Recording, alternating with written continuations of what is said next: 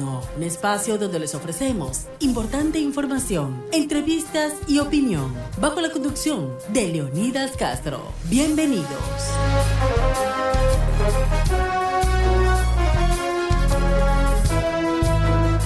Buenas noches, bienvenidos, soy Leonidas Castro, un programa más, aquí estamos junto a ustedes en Diálogo Nocturno por Radio I-99 en el 98.1 FM y también a través de nuestro canal digital, por supuesto, nos encuentran también en nuestras redes sociales transmitiendo en vivo para todos ustedes, llevarles datos, novedades que se han justamente llevado a cabo el día de hoy, pues habían novedades en cuanto a la designación de la nueva presidenta del Consejo de la Judicatura. La jueza Mercedes Caicedo fue designada como la nueva vocal y por supuesto presidenta del Consejo de la Judicatura. Va a reemplazar a Mario Godoy hasta el año 2031. Recordemos que fue justamente renunció a su cargo y hoy él pues tenía hasta el año 2031 pendiente de cumplir con ese mandato. Pues bueno, ya sabemos todo lo que ocurrió con el señor Godoy. Ahora la jueza nacional Mercedes Caicedo ha sido designada por el Consejo de Participación Ciudadana y Control Social como la nueva autoridad quien va a presidir el Consejo de la Judicatura. Algunas noticias generadas este día también que tienen que ver con las actividades que ha hecho el presidente Daniel Noboa, pues estuvo el día de hoy presidiendo la ceremonia de cambio de guardia allá a propósito de la conmemoración de los 240 años de la caballería blindada allá en Carondelet. Estuvo acompañado de su esposa, la primera dama de la nación, pues Lavinia Balbonesi de Noboa. Actividades que ha hecho el primer mandatario. Anoche estaba también en la ceremonia por los 240 años de provincialización del oro, pues compartiendo allá agenda, entregando vehículos, algunas obras también allá en la provincia del Oro, el presidente de la República. Asimismo, pues en noticias internacionales, pues hoy se reunieron doña Delcy Rodríguez, la presidenta de Venezuela, con Gustavo Petro, el presidente de Colombia. Dicen que han hablado del tema de seguridad fronteriza allá entre Colombia y Venezuela y por supuesto también el tema comercial. Mientras en Ecuador el presidente Petro se escondió, buscar una reunión con el presidente Noboa para solucionar el tema de la frontera, pues bueno, va a Venezuela, allí sí se sientan con doña Delcy en el Palacio de Miraflores, con todo gusto, de blanco vestido, doña Delcy de rojo, ahí cumpliendo justamente con sus acuerdos de agenda política, ¿no? de ambos países, aunque obviamente sabemos que en Venezuela ya está un poco también la injerencia ahí de Estados Unidos de cambiar ese país, lo que ha ocurrido todos estos últimos años. Estamos ya a esta hora de la noche con el doctor Fernando Santos Alvite, ex ministro de Energía y Minas, a quien quiero agradecerle, doctor. ¿Cómo está? Buenas noches, bienvenido a la salud de Leonidas Castro. ¿Cómo está? Muy buenas noches. Gracias por invitarme. Muchos saludos a usted, a su radio y a la querida ciudad de Guayaquil. Gracias, estimado doctor. Pues bueno, empecemos un poco con la situación que está ocurriendo. Esa guerra entre Estados Unidos e Irán tiene a mal traer al mundo en el tema del precio del petróleo. Se dispara, baja, vuelve a regularse. Hay una tregua de unos días. El precio del barril cae a 80, 82 dólares. Pero, ¿qué es lo que va a pasar realmente, doctor, este año en medio de este conflicto que el presidente Trump dijo que iba a durar 5 semanas, pero pasó mucho más de aquello y se está yendo, dicen algunos, fuera del control? ¿Podría repetirse la historia de Rusia con Ucrania de más de 4 años de guerra? ¿Usted cree que podría pasar eso con Irán o no? Yo creo que no. El presidente Trump puso ese ejemplo de la guerra de Vietnam para decir que él va a terminar este conflicto en menos tiempo y por lo tanto es mejor presidente que los que estuvieron en esa época. Me da la impresión que estamos entrando en una etapa final. No han hecho mucha bulla, como decimos, pero negociadores americanos están viajando estos días, creo que estarán el día domingo en Pakistán, que es la sede de las negociaciones, y los iraníes, si bien están emperrados en seguir bravos, pero también están mandando sus delegados. Hay la amenaza del presidente Trump y del el primer ministro de Israel, ¿verdad?, de si el Irán no cede y no llega a un acuerdo de paz, destruirlo, destruir obras civiles, todas las centrales hidroeléctricas, las plantas de desalinización de agua potable, eso sería terrible. Así es que con el poderío que hay hoy en los ejércitos de las grandes potencias, una guerra es una cosa rápida, la destrucción también es terrible en pocos días. Así es que yo creo que el conflicto podría resolverse en las próximas semanas, no creo que dure mucho más. Por lo pronto, el estrecho de Hormuz está con un control en la parte sur justamente de Omán que le ha permitido a Estados Unidos un poco también maniobrar y presionar a Irán, que quería instalar esas minas justamente allí, y aparte tener el bloqueo y no permitir el paso de los buques. Allí finalmente, pues, le pregunto, doctor Fernando Santos, socios como China tendrían alguna presión justamente para que eso se abra, más allá de que Estados Unidos está tomando el control de una parte del estrecho de Hormuz para bloquear los buques que no llegan hacia Irán, que no tenga ese manejo comercial que esperaba Irán. Podría también tener esa presión de China para obligar a que esto se solucione pronto y ese estrecho se abra y fluya todo, porque ha causado un estrago también serio en Europa y en ese lado de Medio Oriente. Sí, hay una presión, usted usa el verbo correctamente, de muchos países para que se abra, ¿verdad? Porque de ahí sale el 20% del crudo que circula en el mundo. Y no solo el crudo, sino productos refinados y el gas natural. Aquí en el Ecuador no tenemos gas, sino en las cocinas de las casas, ¿verdad? Pero en Europa el gas es el combustible para calefacción, para uso doméstico más extendido, así es que el comercio del gas natural es inmenso y sale por ahí porque viene de los países del Golfo, así es que está causando, y no solo eso, hay buques también comerciales de otros productos que están bloqueados, entonces hay una gran presión para abrir. Por otro lado, veo que el Irán ha minado el estrecho, aunque es bastante ancho, creo que son 17, 18 kilómetros, es difícil minarlo completamente, pero es una amenaza. Así es que yo creo que la presión, el presidente francés ya quería encabezar un convoy de la Unión Europea para abrirlo. Creo que se abrirá.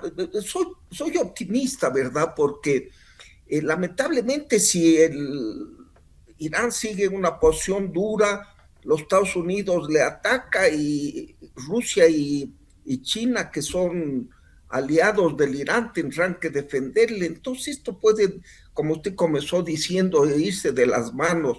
Así es que creo que la sensatez prevalecerá y se abrirá el estrecho y habrá un proceso y una firma de un acuerdo de paz, aunque los efectos se sentirán por bastante tiempo hasta normalizar el flujo, los barcos que están represados, las plantas que están dañadas, pero el momento de estallidos y conflicto intenso creo que podría en los próximos días aminorar. ¿Cuánto podría influir, doctor Fernando Santos, si se llega a terminar este conflicto allá, para reducir el precio del petróleo? Pero también queda pendiente esa guerra entre Rusia y Ucrania que tiene más de 4 años. ¿Cuánto puede incidir en tener todavía precios elevados del crudo y no volver a valores como años anteriores de 40, 50 dólares? ¿Seguiríamos por encima de los 60, 70 dólares? Ese es el pronóstico de los analistas, que eh, hay un estado de efervescencia, de miedo de que pueda volver donde hay cenizas, puede volver el fuego a prenderse, dice la gente, ¿no? Así es que siempre estará latente el temor a una nueva conflagración, la paz será tenue. En segundo lugar, muchas refinerías, muchos depósitos se han quedado sin crudo hasta volverles a llenar a un estado de seguridad, va a tomar tiempo. Así es que sí va a seguir el crudo alto, es lo que pronostican todos los analistas, no al nivel que está hoy. El día de hoy ha cerrado el crudo WTI a $95, el nuestro a $85, que es un precio que ni soñábamos, ¿verdad? Pero también déjeme decirles que hay un problema.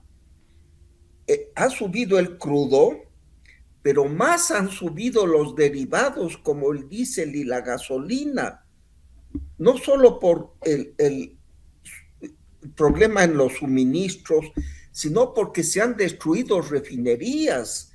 Cuando se atacó al Irán, este país en represalia mandó misiles a los países vecinos, Kuwait, Arabia Saudita, el Qatar, los Emiratos. Entonces, y no se ha atacado a ningún pozo petrolero. ¿Cuál es la consecuencia de esto? Que los precios del crudo bajarán, se quedarán en un nivel mediano, llamémosle mejor que el que estaban antes, pero los precios de los derivados seguirán muy, muy altos. Esto es mala noticia para el Ecuador, porque si bien exportamos crudo a mayor precio, importamos derivados. Hoy que está la refinería paralizada por los incendios que han habido los 3 en un año, así es que para el Ecuador no son buenas noticias. Por un lado, un mayor precio del crudo significa mayores ingresos, pero por otro lado, la importación de derivados, mayor desembolso. Así es que más bien vamos a salir en rojo, como se dice en contabilidad, de este conflicto. Termina siendo un problema que nuestro país a través de los años, recordemos que desde la época del correísmo se habló de tener una refinería, la famosa refinería del Pacífico, y esos 1.400, 1.500 millones de dólares por aplanar un terreno que no sirvieron para nada. La pregunta es, doctor, ¿cree usted que a futuro el Ecuador tenga la posibilidad de en algún momento determinado tener su propia refinería y dejar de importar tanto derivado que nos cuesta caro? ¿Es posible pensar, soñar en eso o es una utopía para el Ecuador? Es una muy buena pregunta. Mire, Leonidas, usted solo se refiere a un tema del problema, la refinería del Pacífico, 1.500 millones en aplanar un terreno. Pero también recuerde que el señor Capaya reparó la refinería de Esmeraldas. Eso costó 2.000 2 mil millones de millones botado a la dólares y le basura. dejaron peor que antes. Se incendia cada Entonces, vez y cuando, de sí, hecho. Se incendia cada vez y cuando esa refinería. Y para el funcionamiento porque se incendia. incendia porque no tiene la menor seguridad y todo está mal hecho, ya son equipos viejos, ¿no? Lamentablemente el país seguirá dependiendo de los productos importados. Cada año se venden 150.000 vehículos que consumen combustible. Hay que hacer una refinería, pero tiene que hacerla el sector privado. Ya el sector público ha votado 3.500 millones de dólares y no ha hecho nada. Déjenle al sector privado. Y quiero también reconocer que el presidente de la República ya ha puesto los combustibles, por lo menos las gasolinas, a un nivel internacional. Uno de los problemas de que no venía la inversión extranjera a la refinería era ¿por qué? Porque si costaba $2 producir un galón y le vendían a unos 50, no veían negocio, ¿no? Pero hoy que ya están los precios a nivel internacional, ya es atractivo venir, pero es una urgencia máxima el tener una refinería, porque el de sangre cada año son 8, 9 mil millones de dólares de importaciones en combustibles. Costaría la mitad o el 60% el producirlos aquí, ¿verdad? Entonces, es un proceso complicado, mucho dinero, pero es una necesidad el tener una buena refinería. Doctor, y en cuanto al tema de generar una nueva producción para el Ecuador, Hay cambios que ya anunció el gobierno nacional, el presidente Noboa tomando la decisión, se fue la ministra Inés Manzano. ¿Qué nos falta hacer en ese sector tan importante, tan estratégico para el Ecuador, para que se enrumbe, aumentar la producción, tratar de que la empresa justamente Petroecuador sea rentable, que tenga balance, es decir, que se hagan las cosas como se debe? ¿Qué nos hace falta, doctor Santos? Mire, Leonidas, el Ecuador es rico en petróleo. Tenemos muchas reservas. Lamentablemente tenemos un monopolio del Estado, como usted dice, Petroecuador, que no tiene ni balances, que ha tenido 8 gerentes en 6 meses o en un año. Entonces no puede organizarse bien. Y no tenemos el dinero porque el Estado debe, lo poco que recauda de impuestos debe dedicarlo a la salud, a la educación, a la seguridad. Dejar que la empresa privada busque y produzca más petróleo. Pero para eso se necesita una decisión de atraer a la empresa privada. Le pongo un ejemplo, han hecho una licitación que se llama Intracampos 3, el gobierno, que se ha presentado las ofertas estos días para unos campos, unos lentejitas de campos. Obviamente las compañías que se presentan son compañías que ya operan aquí, pero si sacarán en total 2,000, 3,000 barriles por día cuando necesitamos 100,000 barriles por día y sí los podemos producir. Entonces es cuestión de decirle a Petroecuador, un momentito, los campos que no produces bien, sácalos al sector privado. Hoy con los precios incrementados por la guerra, que van a durar algunos años, sí hay interés en invertir, pero si el Ecuador está cerrado como una ostra a la inversión extranjera, de labios para afuera se dice le atraemos, que venga la inversión extranjera, pero no hacen nada. Entonces, mientras no haya esa adhesión política, el momento que se tome esa decisión, sí van a venir compañías y el país puede producir muchísimo más de los 440,000 barriles por día que está produciendo hoy. Doctor Santos, el tema también del sector petrolero requiere de mucha inversión. ¿Hay las condiciones jurídicas de las leyes para que el sector venga esa inversión extranjera, que países del otro lado del mundo, de la región, por acá también, quieran invertir en el Ecuador cuando tenemos países vecinos que están creciendo, Argentina, el propio Perú, Colombia, en el tema petrolero? ¿Cómo atraemos esa inversión? ¿Hace falta más tema de leyes, de crear esa seguridad jurídica para que vengan esos capitales? Así es. Mire, Sudamérica es el nuevo Medio Oriente para el sector petrolero. Guayana es la niña de los ojos de los petroleros. Argentina con este yacimiento Vaca Muerta. El Brasil, pese a la presidencia del señor Lula, que es socialista, atrae a las compañías. Colombia, que tiene unos enormes yacimientos, y no se diga Venezuela, que es con las mayores reservas del mundo. Entonces, los ojos del mundo están volcados en Sudamérica. Es el nuevo Medio Oriente, con un potencial enorme de crecer. Así es que tenemos que competir con ellos. Si usted tiene una tienda en la calle 9 de octubre y 3 vecinos que hacen lo mismo, ¿qué hace usted? Baja los precios, pone mejor decoración, contrata vendedores más amables, pero tiene que buscarse un atractivo para quitarles los clientes, o por lo menos algunos.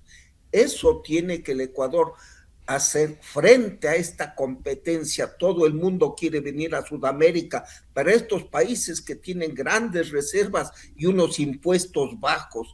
El Ecuador con unos impuestos como si fuera el único país petrolero del mundo, no van a venir. Así es que hay que mejorar el marco legal. Sobre la Constitución, que dice que es un sector monopólico reservado al Estado, sí hay una excepción. el presidente de la República, por excepción, puede llamar a la empresa privada. Pero estamos en impuestos y en tasas y contribuciones mucho más arriba de los vecinos. Y uno va donde le ofrecen el mejor precio, es una ley natural. Así es que tenemos que revisar nuestra legislación secundaria, no se necesita reformar la Constitución. El presidente tiene mayoría en el Congreso, hace un estudio cuánto pagan en Colombia, cuánto pagan en Venezuela, cuánto pagan en Guayana las compañías, bajarse un poquito más y ahí vendrán. Pero se necesita una decisión y, como usted dice, un cambio de leyes para hacerle al Ecuador atractivo y además ofrecerles seguridad jurídica, no como el presidente Correa, que mandó sacando con la escoba a todas las compañías grandes diciéndoles que les vaya bonito. Entonces hay que hacerle un maquillaje al Ecuador, no cirugía plástica, solo limpiarle la cara bien, darle su toque de manicure y hacerlo atractivo, pero sí vendrían porque sí hay reservas. Muy bien, doctor. Y para finalizar rápidamente, el tema de los cambios de administración en la parte petrolera, sin lugar a dudas, hay expectativa de que vayan a mejorar y que se vaya a cambiar lo que ha pasado en los últimos tiempos, que hemos bajado la producción petrolera y también se necesitan directrices diferentes para tratar de enrumbar al sector petrolero del Ecuador.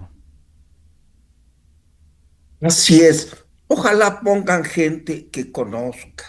Ojalá. Porque no solo es el problema petrolero, Leonidas, sí, es el problema eléctrico. Minero. Ha dejado de llover en el Paute, ya estamos al límite de las aguas.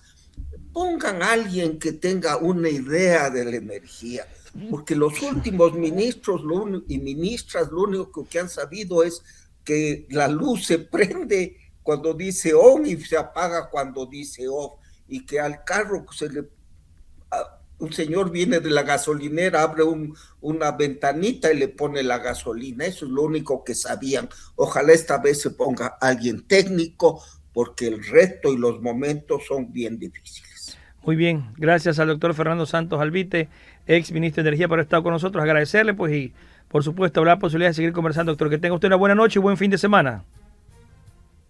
Muchas gracias, muy buenas noches. Gracias, llegamos así a la parte final del Diálogo Nocturno. Será hasta una próxima entrega. Conmigo hasta el próximo lunes. Sigan en sintonía de Radio I99. Buenas noches.